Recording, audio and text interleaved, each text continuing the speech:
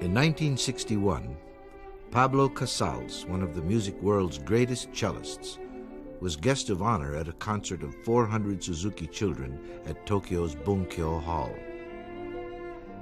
Addressing the audience, he said, as he wept,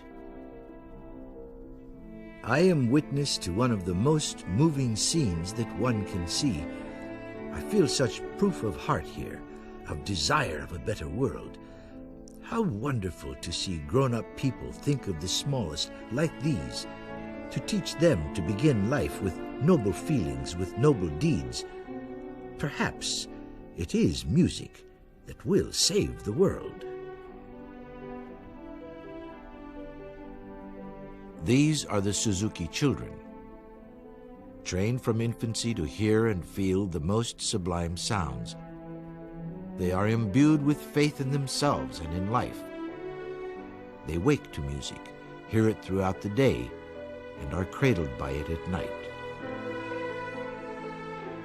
Music becomes their language, spoken with the joy of accomplishment, nurtured by love.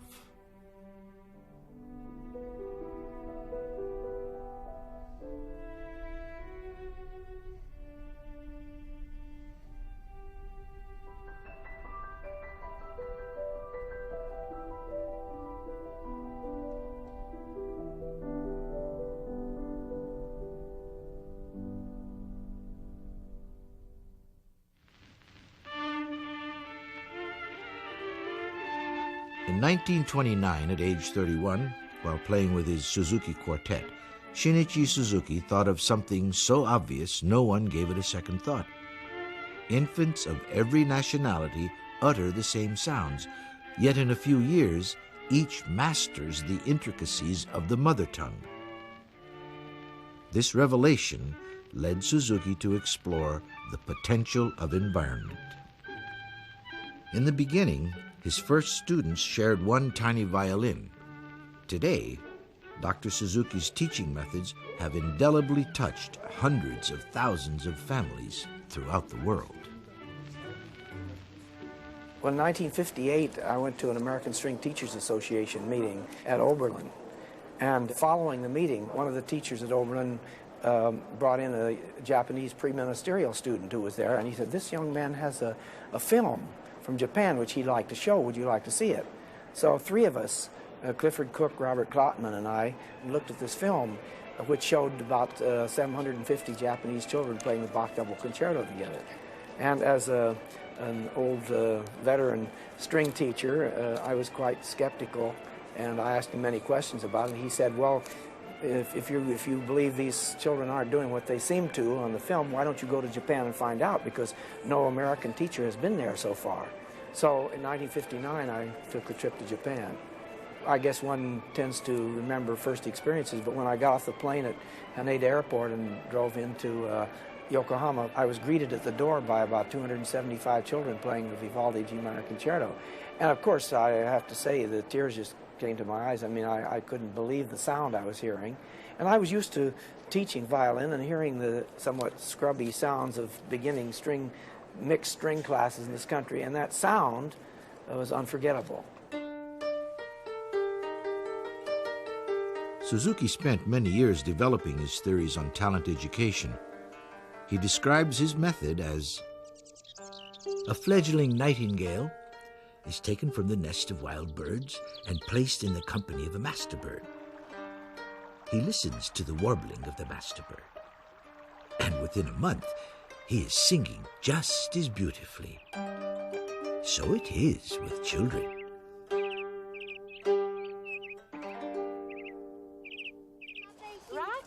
Obviously, kids all over the world learn to speak, even though there isn't any book which says these are the 5 steps that you need in order to be able to speak. Indeed, it's almost impossible to prevent them from learning how to speak. In fact, if kids live in a culture where there are 2 or 3 languages, they'll pick them all up. And indeed, if the mother only speaks one language and the aunt only speaks another, they'll direct the language appropriately to those 2 people. I'm sure many people through the history of the world have hypothesized that you could learn other things the way you learn language, if you're bathed in it, if it's part of a natural intercourse among people. But the difference with Suzuki is he took this idea very seriously. When he researched this himself, he began to really pinpoint the steps that go into language learning. And he discovered some very specific things which he then incorporated into the approach for teaching the violin. It's really a very simple procedure that goes on the way children learn to speak. Suzuki's mother tongue method uncovered a direct correlation between language learning and talent education.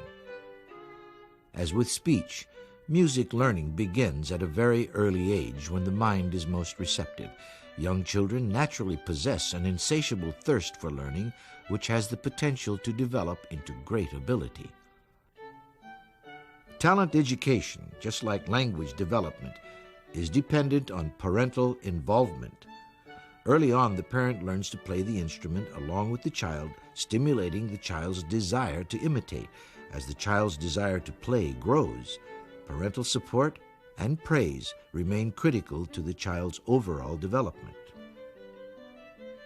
In a spoken world, the sights and sounds of the surrounding environment motivate children to produce their own sound. Shaping the environment with music is equally essential in developing the child's desire to create music. The process of creating any sound relies on developing the ear. This underscores the importance of listening to music while learning to play. For instance, Suzuki students regularly listen to expert recordings and are encouraged to imitate what they hear. The success of these concepts lies in the understanding that all children can learn.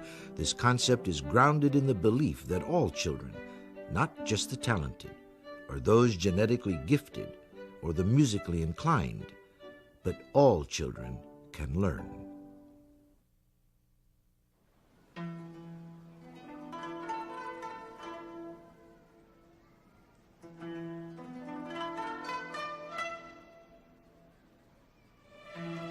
In 1853, Japan's 250 years of isolation was shattered by American warships in Tokyo Bay. Under the orders of U.S. President Millard Fillmore, Commodore Matthew Perry forcibly opened Japan's doors to worldwide navigation and trade, closing the era of Japan's feudal social and political system forever. In 1868, a new leadership emerged under the young Emperor Meiji. This period, known as the Meiji Restoration, was the beginning of the modernization of Japan.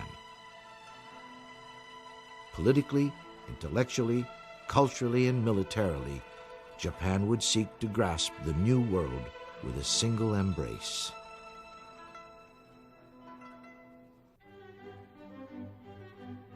Art was to become one of the most compelling and exciting imports to Japan. European artists who had long been influenced by Japanese woodblock prints reciprocated by bringing to Japan Western recording technology, and for the first time, the Japanese were able to hear the works of Europe's master composers: Bach, Mozart, Beethoven, Verdi, Wagner. These powerful new sounds stirred great new emotions. From the time of his great-grandfather, Suzuki's family worked at home making the traditional shamisen, a three-stringed banjo-like instrument. But his father, Shinichi Suzuki, was fascinated by the violin. One day he borrowed a violin overnight and made drawings of it. And in 1888, he made his first violin. And from that beginning, he was to build the largest violin factory in Japan. Shinichi Suzuki was born in 1898 in Nagoya, Japan, and as a boy, he viewed the violin factory as just another playground. Suzuki tells the story about he and his brothers who used the violins as bats for playing ball. And that was the first time he realized that there was any importance to the instrument. And so when Suzuki first heard a violin, he heard a recording of Misha Elman, which so thrilled him that he had to go out to the factory and get a violin and try it. In his book, Nurtured by Love, Suzuki writes, "The first record I bought was Schubert's Ave Maria, played by Misha Elman. The sweetness of Elman's violin was like something in a dream. I was enthralled. My soul was moved. I brought a violin home from the factory and tried to imitate Elman. I had no score. I simply moved the bow, trying to play what I heard. I did this day after day, and finally, with great perseverance, I learned to play.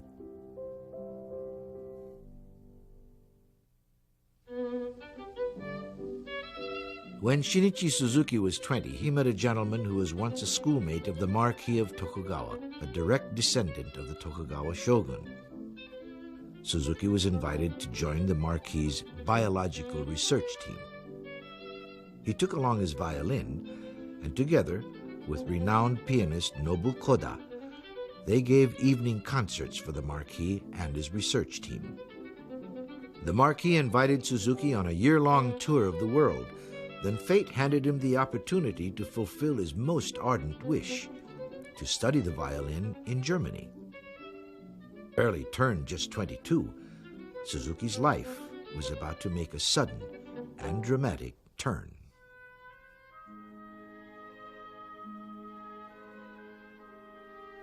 World War I had left Germany in chaos. Its people faced hunger and catastrophic inflation. But rising above it was Berlin, the cultural mecca of Central Europe.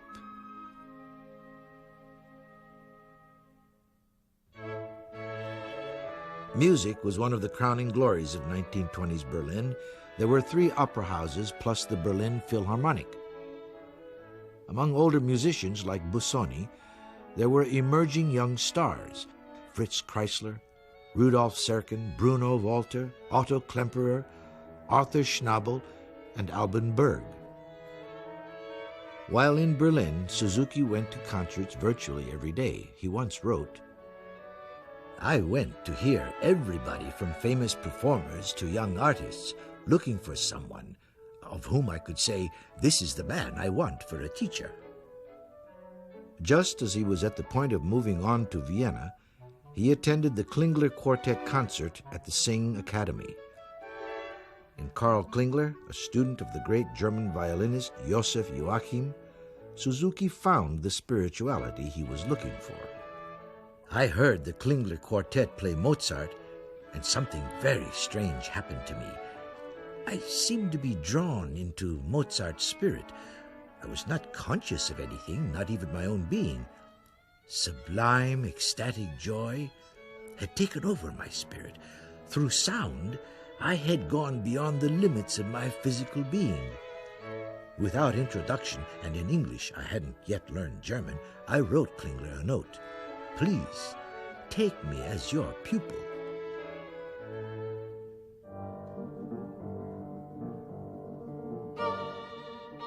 During his study with Karl Klingler, and now under the wing of his German benefactor, Dr. Leonor Michaelis, Suzuki entered the cosmopolitan world of Berlin's social life. But Michaelis would leave Germany because of the rising tide of anti-Semitism. So he entrusted the care of young Suzuki to a personal friend, Dr. Albert Einstein. A violinist himself since the age of 6, Einstein would soon include Suzuki among his circle of friends. At a dinner party one evening, Suzuki was asked by Einstein to play. After listening to him play the Bruch Concerto, an elderly lady remarked, "I really can't understand it. Suzuki grew up in Japan in a completely different environment. In spite of that, his performance clearly expressed to me the Germanness of Bruch. Is such a thing possible?" Dr. Einstein replied, "Madam, people are all the same."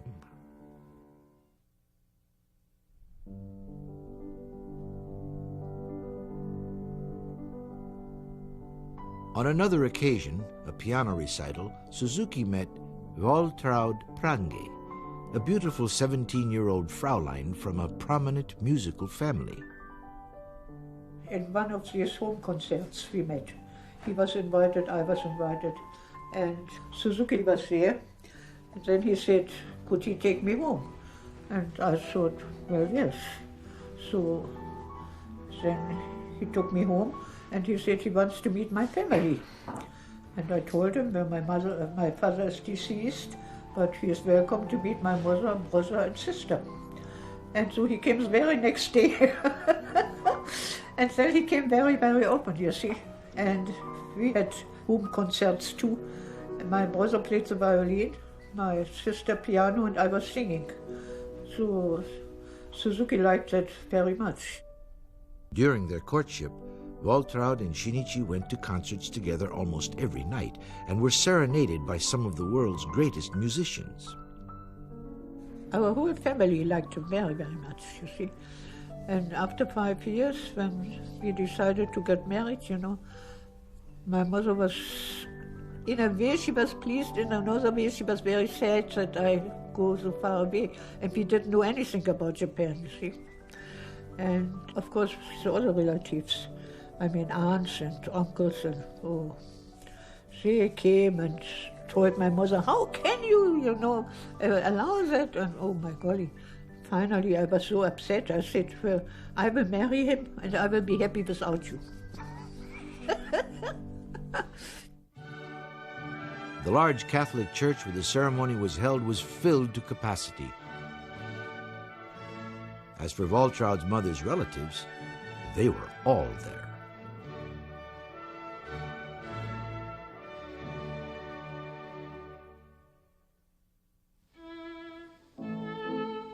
Only 4 months after the wedding, a cable arrived asking the newlyweds to return to Japan. When they arrived in Nagoya, the entire family, except for Suzuki's parents, was at the station to welcome them. Waltraud, who didn't know a word of Japanese, just tried to smile.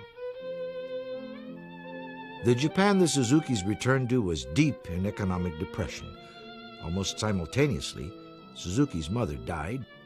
His father lost his money in the great stock market crash of 1929, and virtually their entire world collapsed.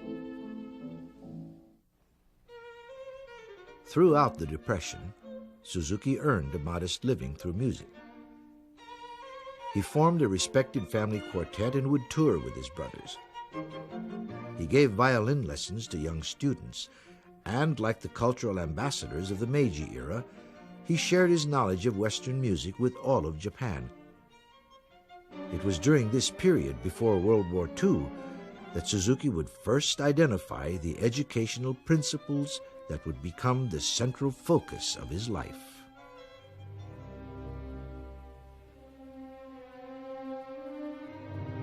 The now worldwide depression shattered Japan's fragile democratic institutions, and by 1931 convinced that prosperity depended on controlling the resources and markets of China and Southeast Asia, Japan's military leaders would seize Manchuria, ravage Shanghai, and would covet the world. The only remaining obstacle to Japan's drive for control over all of Asia was the United States.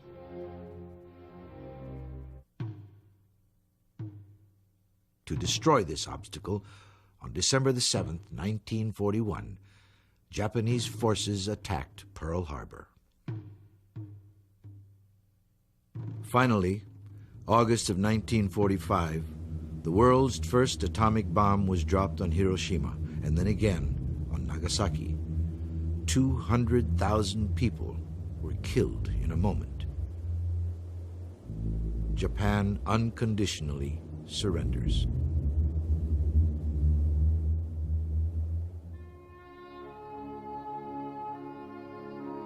Rubble, twisted metal punctuated the desolate urban landscape of post-war Japan. But with quiet determination, and of all things, aided by her enemy, the United States, the Japanese people began the seemingly impossible task of rebuilding. The war was over, but not the problems. Suzuki had become ill from poor nutrition during the war, and he went to Matsumoto, a remote mountain village, to recuperate while Waltraud moved to Yokohama to work at the American Red Cross. In Matsumoto, Suzuki was offered a place to start a music school. But he declared, I am not interested in doing repair work on people who can play already. What I want to try is infant education. I want to teach small children not to turn out geniuses, but through violin playing to extend the child's ability.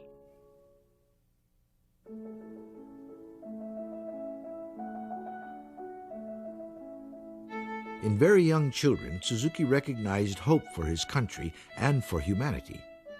He saw an opportunity to start fresh, not on the repair of previously learned mistakes, but on the blank pages of innocent young minds.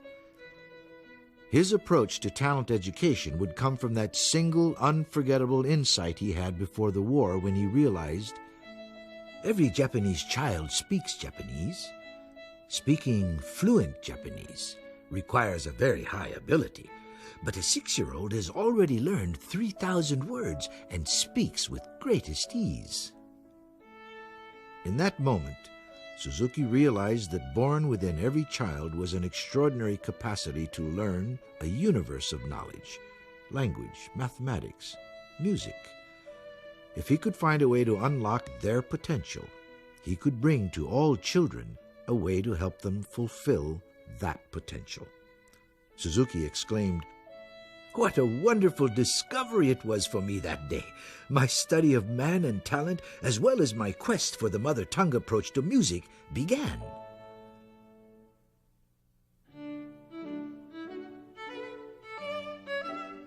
Suzuki's first students were very young.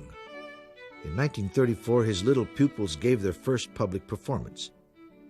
4-year-old Koji Toyoda played Dvorak's Humoresque to an amazed audience. The media focused on the exceptional virtuosity of these young pupils with headlines like, "Genius is revealed." Suzuki felt that missed the point. He said, "All children can learn. In our school, they are accepted on their willingness to participate. We have no entrance exams." During the war, music studies were interrupted. Koji Toyoda and his family left Tokyo to escape the bombing, but when the war was over, Suzuki learned that Koji's parents had been killed. Going to great lengths to find the boy, the Suzukis took Koji, now a teenager, home and made him a part of their family. That's a very difficult time with war. I lost my father and I lost the contact in this period. And Dr. Suzuki asked whole Japan to look after me. And somebody had heard that and informed me about that. So I went to his home, and here, of course, he became like my father. Koji would follow in his teacher's footsteps to study in Berlin and would later go on to become concertmaster of the Berlin Radio Symphony Orchestra. Dr. Suzuki has greatness of spirit. That means, thanks to his idea, every children are gifted to do something wonderful. And he believed that, and he gave us all to believe it. So you see, there are many, many good violinists, many, many good musicians, and that's a great, great contribution.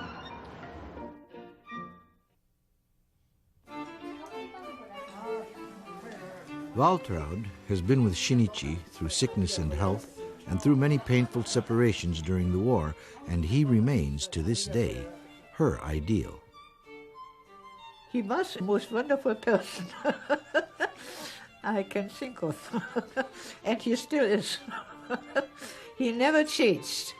And this is, you know, I went through 2 wars, through world wars, and I have seen people change so much. I mean, you think, oh, that's a very nice person. And then during the war, they are just the opposite, you know. But Suzuki never changed. He was and is a wonderful person. During the early years of the talent education movement, Waltraud Suzuki acted as her husband's secretary and personal assistant. She was among the first to envision the impact the Suzuki method would have worldwide. It was through her insistence that John Kendall, the first American to visit Suzuki, was invited to journey to Japan to witness the Suzuki method firsthand.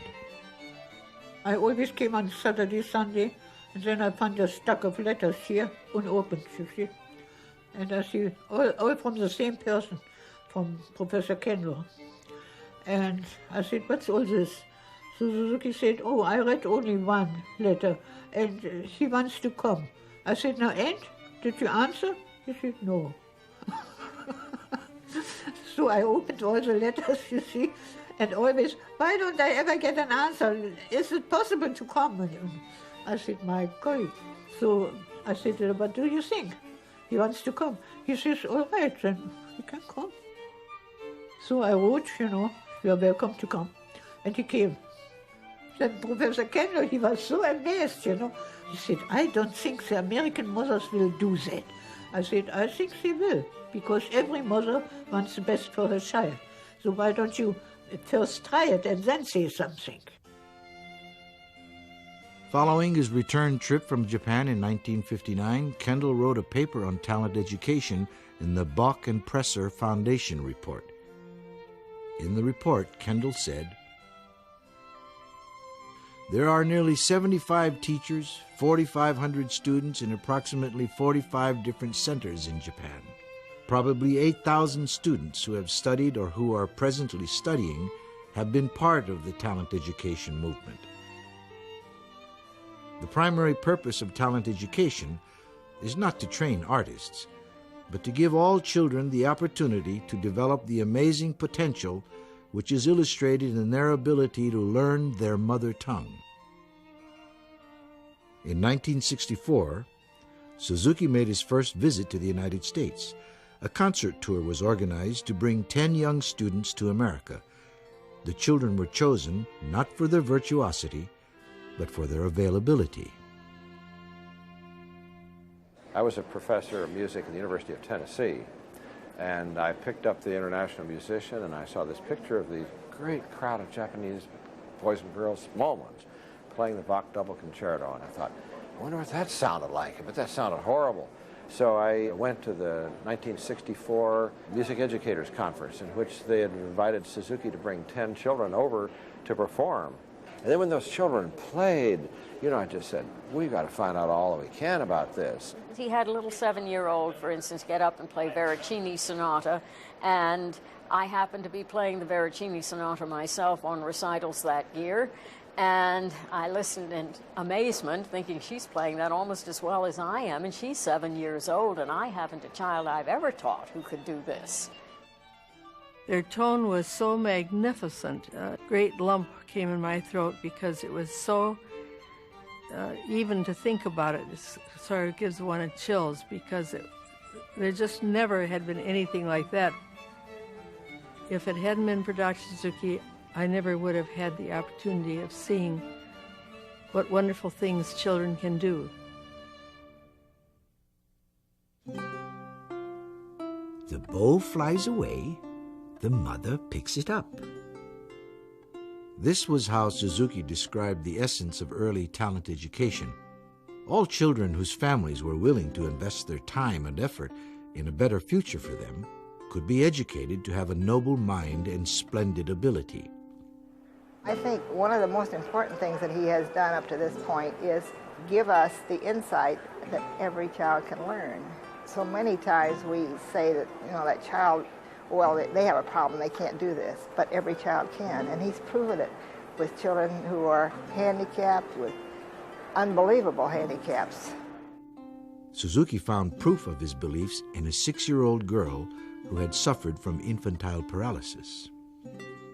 She couldn't hold the bow for very long before her right arm and hand would twitch violently and the bow would fly out of her hand. The bow flies away. The mother picks it up. Within 6 months, through the infinite patience of the mother and the teacher, The child was able to play Twinkle, Twinkle, Little Star all the way through, and as she gained control of her right side, gradually she could move normally.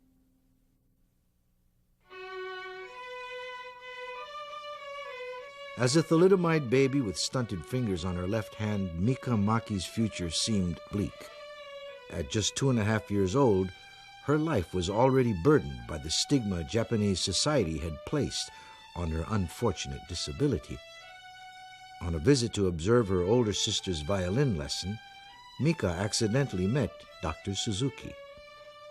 Suzuki walked her into Miss Mori's classroom and said, "Please, take care of this child. Make her great."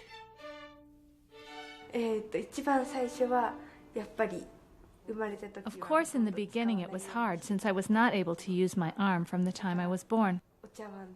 I couldn't even hold a bowl of rice or a can of juice. I didn't have any strength in my hand, so of course I couldn't hold the bow.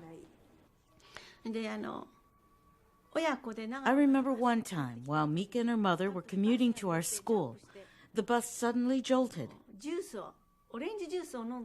While holding a can of orange juice, she suddenly switched it to her left hand. Before then, she couldn't have held the can because the muscles in her arm were so weak. The muscles were so weak. But now she could grab the can.